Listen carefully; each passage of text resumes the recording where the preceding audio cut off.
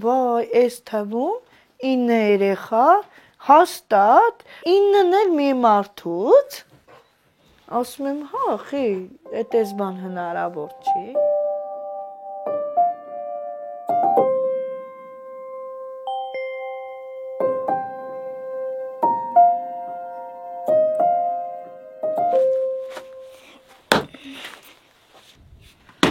Աշխատանքը բաժանված է։ Արմենը, Նարեկն ու Արթուրը փայտն են բերում։ Տան գործերը Ռիտան է անում։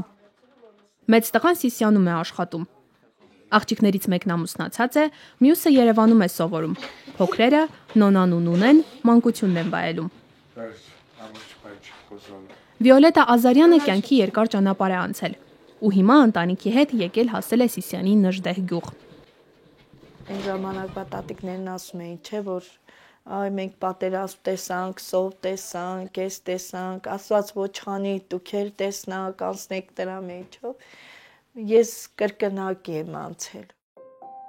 Նժդեհը Վիոլետայի կյանքի 5-րդ կանգառն է։ Ծնվել է Շահումյանի շրջանում։ 90-ականների տեղահանումից հետո վերաբնակեցվել է Սիսիանում։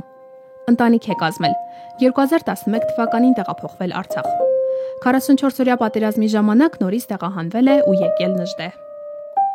Զակատը անում ենք հիմնականում օջախի վրա, ամառը։ Օջախը վառում ենք մեծ կասնունկաներով, 200 կիլո պամիդոր ենք առնում, բադարջան ենք առնում, որը որ խավիարն է եւ այլն, անում ենք։ Հետ կվերես, չոր։ Վիոլետան մինչև Արցախ տեղափոխվել է Նժդեհում է ապրել։ Իր բացակայության ընթացքում գյուղում շատ բան է փոխվել։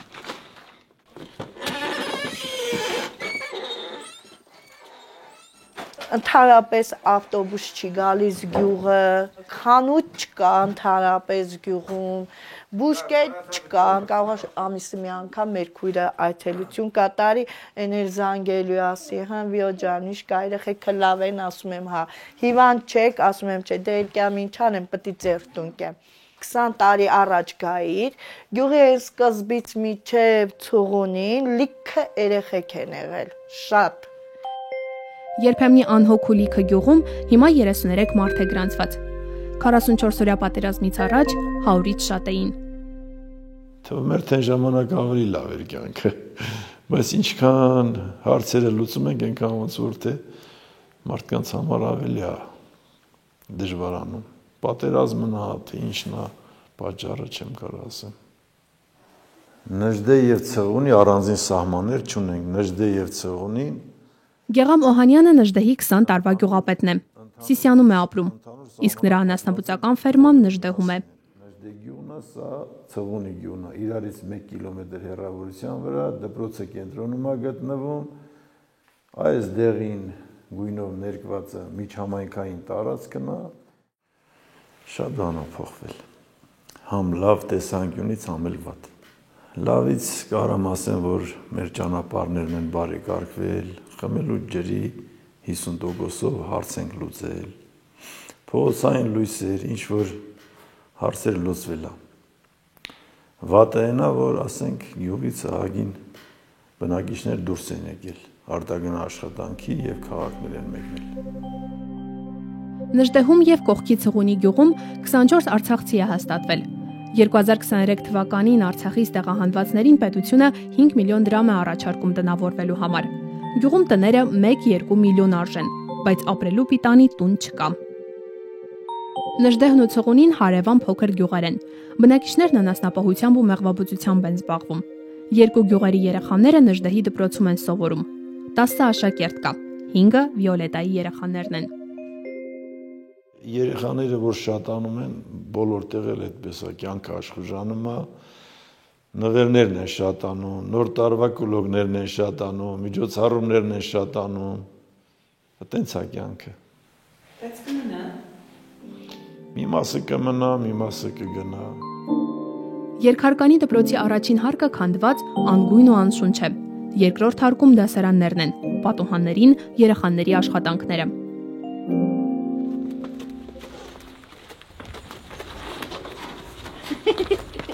Ես 10, Նոնա 8, Նարեկ 3։ Արմենը 4-րդ դասարանում է սովորում։ Մոր աջ ձեռքն է։ Երազանքը 20 համարի հեծանիվ ունենալն է։ իմ տարիքի երեխան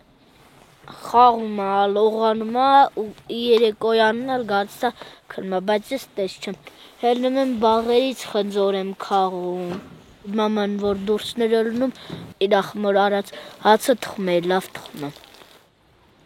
Գյուղապետի խոսքով Նժդեհում խմելու ջրի հարցը 50%-ով լուծված է։ Վիոլետայի ընտանիքը սակայն մյուս 50-ի մեջ է։ Սաղ օր ես ջուր եմ տանում, որ մաման համ լվաց քանի, համ ջուր, համ էլ ջայ շեփի, որ մենք ուտենք։ Հեսա մամայի հետ գալու եմ, որ ես ղազանը տանեմ տուն։ Այս տունը Վիոլետայի ընտանիքին Հայ օգնության ֆոնդն է տրամադրել։ Պետության տված 10 միլիոնանոց սերտիֆիկատով էլ Սիսիան քաղաքում են տուն գնել։ Աշխատել եմ, երբեք հույսս չեմ դրել աջակցության վրա ու չեմ էլ դնում մինչև հիմա։ Մարդ ա եղել, որ ասենք կանչել է կարտոֆիլ ցանելու, ուրակ անելու, քանդելու, հավաքելու, խոտ անգամ հավաքելու, չեմ զլացել ու չեմ էլ զլանում մինչև հիմա։ Վիոլետային գյուղում պահողը անասնապահությունն է, 4 կով ունի։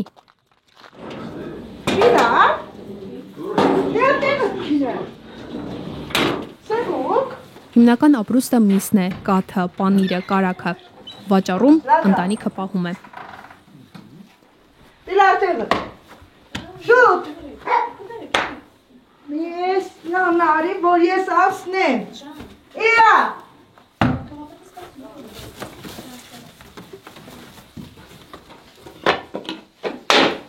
Ես Արտուրս Արմենս ենք անում ամբողջ գոմի մեր գործը։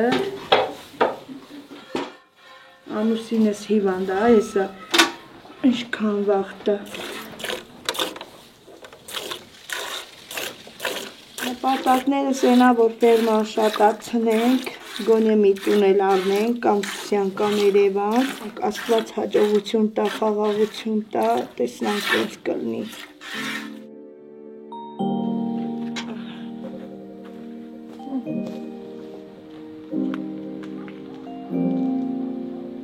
Վիոլետայի ամուսինը Հրաչիկ Պողոսյանը մահացավ նկարահանումներից հետո 2025 թվականի փետրվարի 4-ին։ Հիմա Վիոլետան 9 երեխաների միայնակ մայր է։